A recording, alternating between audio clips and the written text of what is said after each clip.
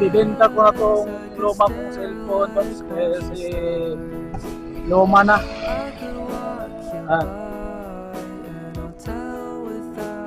Ano tayo, kapos na rin tayo sa budget. Kaya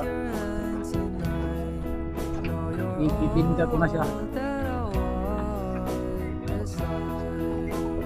Kahapon sana ko ibinta pero nakalimutan ko dalhin.